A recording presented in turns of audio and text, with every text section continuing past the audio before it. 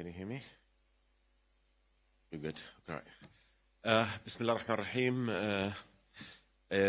اسمحوا لي أن أبدأ بأن أرحب بمعالي الوزيرة في زيارتها الأولى للأردن، وفي أول زيارة لوزير خارجية أسترالي للمملكة منذ أكثر من 10 سنوات.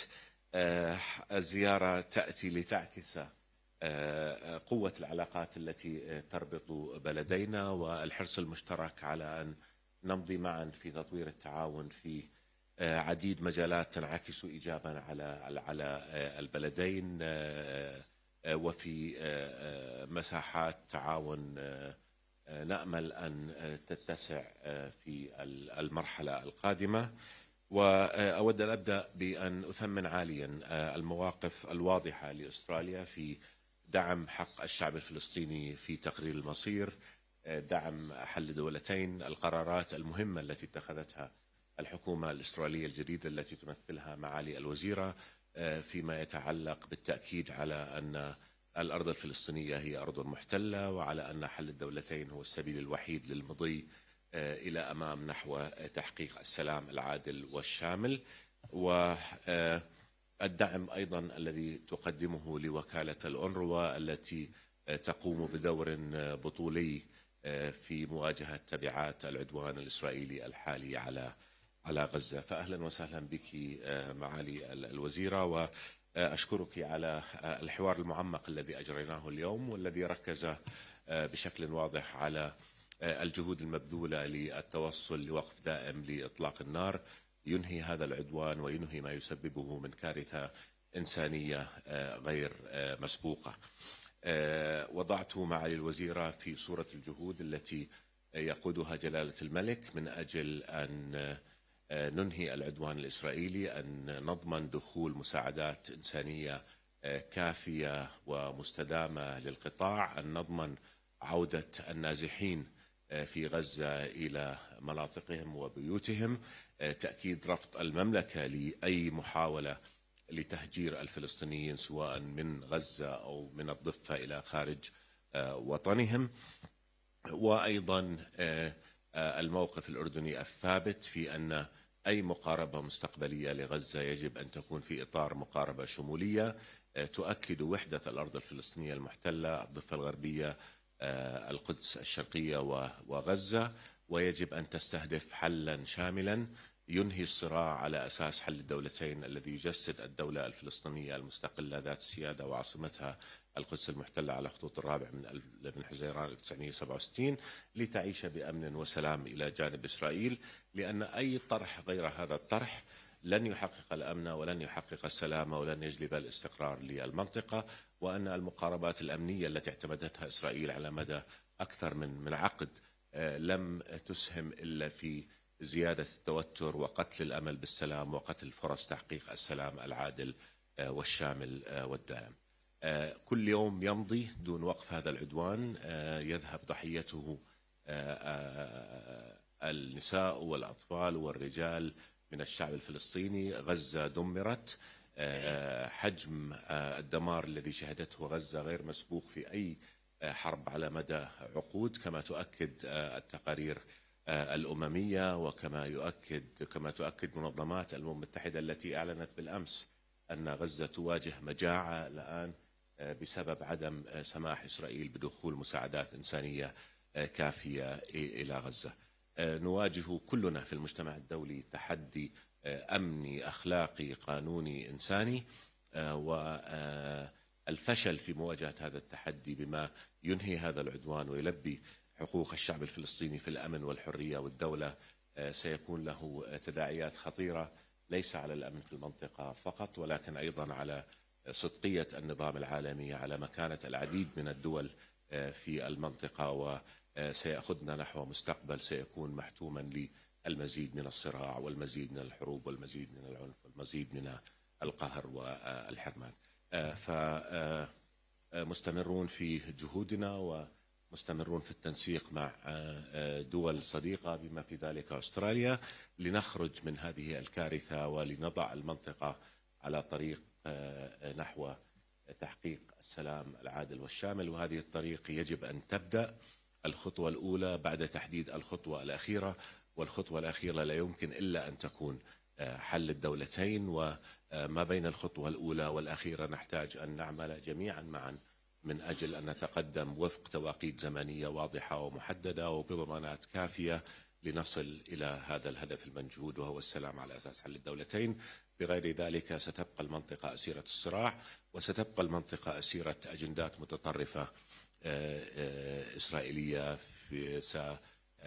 ستأخذنا نحو المزيد من الصراع. فمرة أخرى أرحب بك معالي الوزيرة، وأشكرك على حوارنا وعلى مواقف أستراليا أيضا، وأتطلع إلى استمرار العمل معا من أجل خدمة مصالحنا المشتركة، وأيضا من أجل تحقيق هدفنا المشترك في أن يعم السلام العادل والشامل منطقتنا. وشكرا.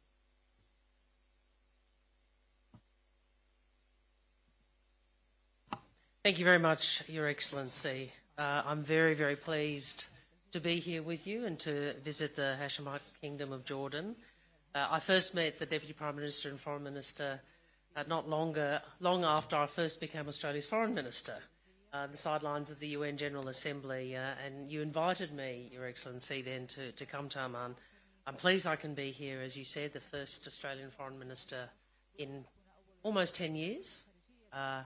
But I do, obviously, we both wish it were under better circumstances. This is a critical time for the world, and this is a critical time for the region as the fighting continues and human suffering worsens. My visit is also an expression of the importance of the bilateral relationship and an expression of the importance of the role in which Jordan plays in our region. Jordan has been a regional leader, an anchor of stability. And I acknowledge the role you have played, your intensive diplomatic efforts, and also His Majesty's continued leadership now and over many, many years. Obviously, we face, there is a dire humanitarian crisis in Gaza. His Excellency mentioned the UN figures which show the number of people in Gaza who are starving and those at risk of starvation. So we have a role to play as Australia. We're obviously not a party to the region, but I hope we are a respected voice. And we can also continue to provide assistance from afar. So I am announcing today that we will contribute an additional $21.5 million in humanitarian assistance to the Middle East, including in response to the humanitarian needs resulting from the Hamas-Israel conflict. The funding will be directed to conflict-affected populations in the occupied Palestinian territories and also to address the protracted refugee crisis, which Jordan plays such an important role in, with a focus on women and children. And will involve $4 million to the Red Cross and Red Crescent, $6 million to UNRWA, the UN Relief and Works Agency, in response to the flash appeal, and then additional monies for refugees programs in Lebanon and Jordan at a time of increasing regional stability. I've spoken this morning with the UN Humanitarian Coordinator, Sigrid Kaag, and I have also visited a health clinic run by UNRWA. I think those here in Jordan understand the importance of this organisation, the only organisation with a mandate to provide relief and social services to Palestinian refugees in the Middle East. They do critical work, and there are 1.4 million people in Gaza currently seeking shelter in those facilities. As His Excellency has said, we have had a very open discussion, a very, I think, deep discussion. I always appreciate the Deputy Prime Minister's insights and views about not only where we are, but where we must go. And we discussed the importance of efforts to restart a political process which leads to a future Palestinian state. What I would say to all of us, we come from different parts of the world. There are some very different perspectives. But I hope that the international community can work towards a just and enduring peace, in which Israelis live in peace and security and Palestinians are able to achieve their legitimate aspirations for statehood. I also want to publicly thank Jordan for enabling the departure of Australians from both Israel and the occupied Palestinian territories. We appreciated your friendship and your assistance to our people. This afternoon, I'm honoured to have an audience with His Majesty the King, and I know how deeply engaged His Majesty is, not only in the current situation, but in the strategic leadership that Jordan is known for in the region and worldwide. And I look forward to continuing the conversation about how our countries can work together, how we can coordinate, work together to support the international diplomatic efforts towards a durable peace in this region. Thank you very much.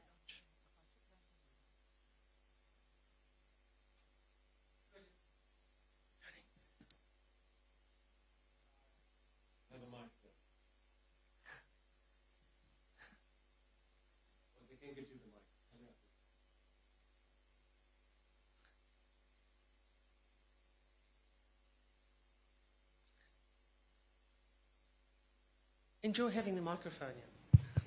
My one opportunity. Yoni Bashan, the Australian newspaper. Thank you to you both. It's a question for both foreign ministers. Jordan is very supportive of South Africa's genocide case against Israel at the International Court of Justice. Was this a topic of discussion during the meeting today? And if so, Mr. Safadi, were you hoping Australia would show support for South Africa's case?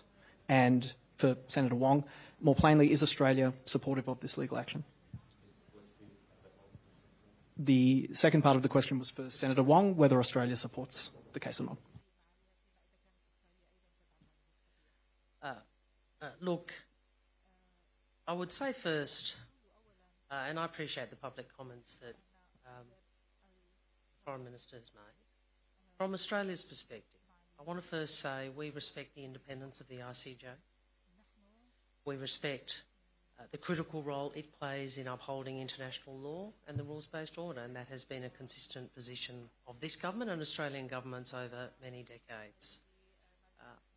Throughout this crisis, our position has been clear and consistent. We have unequivocally condemned Hamas's terror attacks on Israel, the largest number of Jewish people killed in a single day since the Holocaust. Our support for the ICJ and respect for its independence does not mean we accept the premise of South Africa's case. We will continue to work for a just and enduring peace between Israelis and Palestinians. I would note Australia is not currently a party to the case, and that at this stage the ICJ has not invited interventions from other parties. Thank you. We do support the case that South Africa presented to the ICJ. And once the court invites member states for submissions, we will do submit.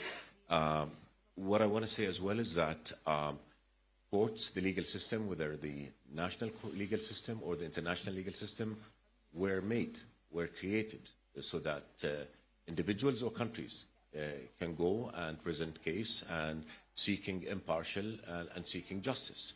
So I do not really see why Israel has a problem with South Africa going to the court. The court will examine the case, will issue the judgment, and again, that's what courts are for. And those who do not want to go to courts and those who do not believe in the roles of the legal system are usually those who have something to hide and who do not want to face justice. 66 countries world over have expressed support to the case, in comparison to only 8 countries that said they do not support the case. Now, we respect everybody's decision, that this is a sovereign decision for every country to make, and it doesn't mean that countries who did not support the case do not support the rights of Palestinians to freedom and dignity. They just have a different approach, and that's their decision. But as far as we're concerned, we believe South Africa has a right to make this case. We have a right to support this case, and everybody has an obligation to respect the ruling of the case. Otherwise, why do we have a multilateral system, and why do we have such global institutions? That said, I think regardless of how the case goes. We're facing a reality in which Israel has killed over 30,000 people, Palestinians. 70% of those killed are women and children. Israel has destroyed a complete community. Health facilities, infrastructure has been destroyed by over 70%, schools by over 50%, houses by over 60%. This war has killed more journalists than any other conflict, has killed more medics than any other conflict, has killed more UN workers than any other conflict in decades. So we're facing a reality in which we believe Israel has committed war crimes in Gaza, and we believe that this aggression has to stop and has to stop now. Israel is taking 2.3 million Palestinian hostage in Gaza, in addition to the illegal unilateral measures that it is inflicting on Palestinians on the West Bank as well. So we're dealing with a catastrophe. We're dealing with a situation that has to end. We're dealing with a situation where the international community, probably for the first time, after 100 days, 102 days of war, has not even come out clearly and demanded a ceasefire.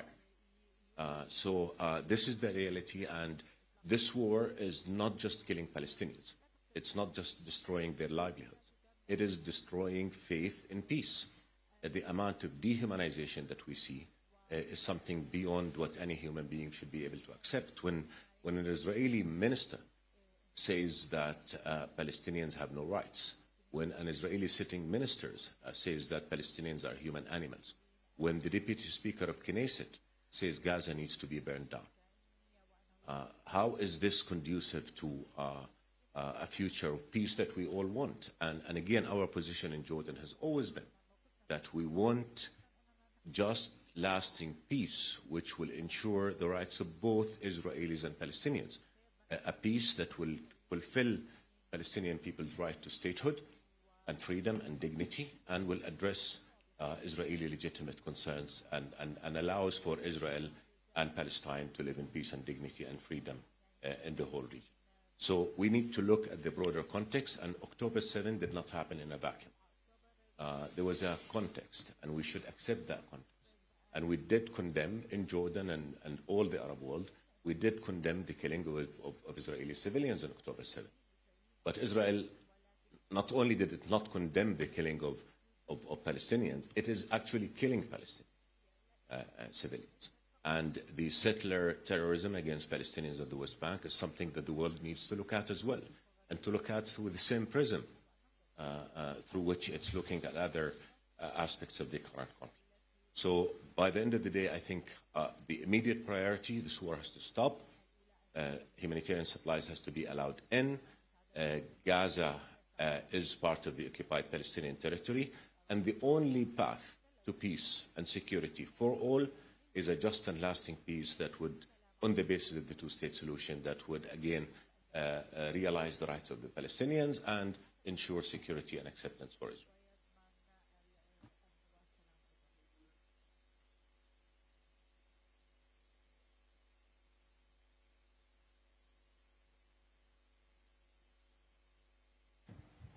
مساء الخير جميعا. حمزة نهار من قناة المملكة. كنت أود الحديث به عن المساعدات الأردنية. أين وصلت هذه المساعدات، وهل هناك أي مساعدات جديدة في الأفق؟ وفيما يتعلق بالمبلغ 21 مليون الذي تم رصده من الحكومة الأسترالية، هو لمن موجه هذا المبلغ؟ وشكرا. الجهود الأردنية إرسال المساعدات الإنسانية لقطاع غزة لم تتوقف. نحن نعمل على أكثر من مسار الإنزالات الجوية التي قام بها سلاح الجو الملكي الأردني بإسقاط مساعدات إلى المستشفيين الأردنيين العاملين في غزة. أيضا نعمل عبر إرسال مساعدات إلى رفح، ومن رفح تدخل إلى غزة أيضا ضمن الآلية المتبعة حاليا، وبالتعاون مع برنامج الغذاء العالمي أيضا أرسلنا مساعدات عبر جسر الملك حسين إلى غزة. أيضا نحن مستمرون في عمل كل ما نستطيعه لإرسال كل المساعدات التي يحتاجها الشعب الفلسطيني الشقيق، لكن الواقع أن الإجراءات الإسرائيلية تحول دون إيصال ما يكفي من مساعدات. حتى اللحظة لم يصل إلى غزة أكثر من 10% من الاحتياجات الفعلية للقطاع حسب أرقام الأمم المتحدة، وحتى المساعدات التي تصل لا تصل إلى جميع أنحاء غزة، يصل بعضها إلى الجنوب، لكن عندما نتحدث عن الشمال فتمت معوقات إسرائيلية كبيرة تحول دون وصول المساعدات إلى الشمال. فنحن مستمرون في بذل كل جهد ممكن لإيصال أكبر قدر من المساعدات بحيث يتلقى الغزيون مساعدات كافية ومستدامة.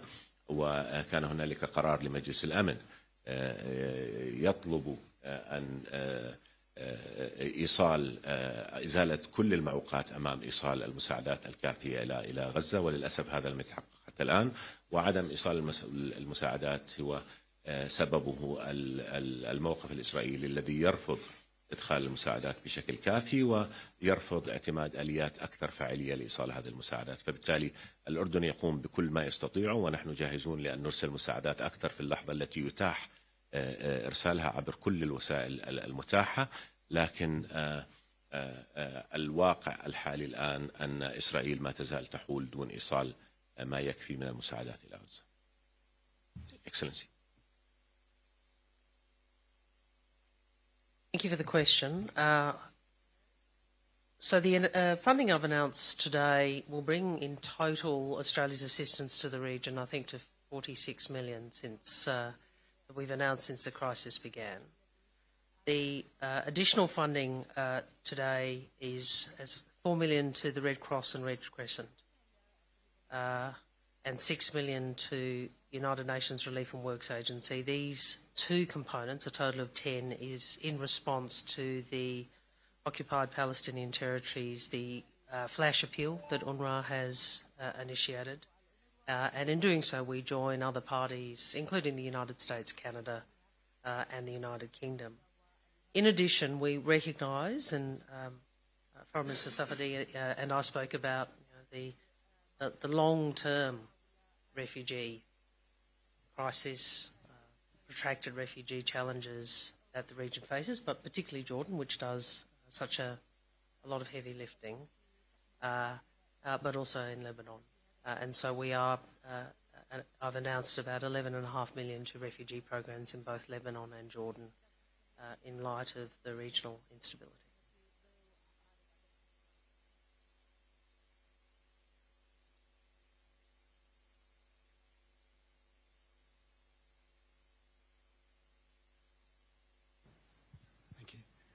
Thank you to both of you. I'm Tom Joyner, the Australian Broadcasting Corporation.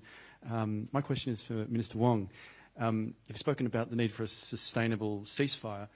What specific assurances might you be seeking when you meet with your Israeli counterpart this week? And if the ICJ, in a separate question, if the ICJ decides to issue provisional measures against Israel, would Australia consider stronger action, including, for example, sanctions like it has with Russia? Thank you very much. Well, I'm not going to speculate on what the ICJ might or might not do, and you wouldn't anticipate that I'd do that, but I would flag what I have said. Obviously, people have different views about the case. We do, however, respect the ICJ and its independence, and Australia has a long-standing position of support for and respect for international law. Okay. Your first question, remind me again. I'm a little jet lagged. Oh, specific, yes, that's right. Look, I don't think Australia can come to the region demanding specific assurances. What we can do is come to the region and express, add our voice to that of the cause of peace. One of the things the Deputy Prime Minister and I have spoken about is the importance of remembering each other's common humanity. And that is a hard thing to say to this region at this time, with all of the tragedy and violence and war that we have seen. But peace will only come if there is amongst leaders a sufficient courage to recognise the common humanity of all, regardless of our differences, regardless of anyone's differences.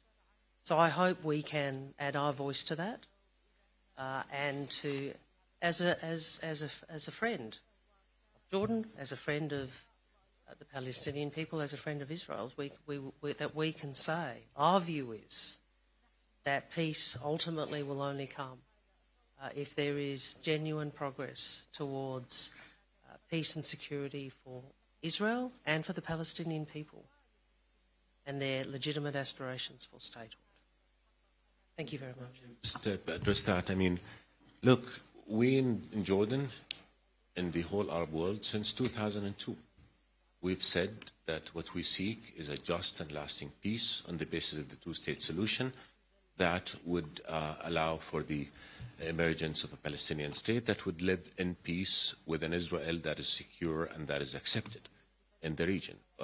The whole world right now, including the United States, says the only path to that just and lasting peace is the two-state solution. Who's the only party that's saying no? The only party that's saying no to the two-state solution is Israel. The current Israeli Prime Minister has, as recently as a few days ago, said that he would never allow a Palestinian state to emerge, that he would suffocate, he said earlier, Palestinian people's aspiration to statehood and self-determination. So I think we do recognize the humanity of each other as far as we're concerned. We do recognize that the only way to security for everybody is for all parties to enjoy their full legitimate rights. And so the question is not what we want. What we want is clear. What we want is a just and lasting peace that would be in the interest of not only the Palestinians and Israelis, but the whole region. The question is, what does Israel want? And if Israel does not want the two-state solution, then what answer does it see to this conflict? Because the way we see it, if it's not the two-state solution, the only alternative is a one-state reality. And that's going to be a reality of misery because Israel will not recognize the democratic rights of Palestinians, and therefore you'll be talking about apartheid.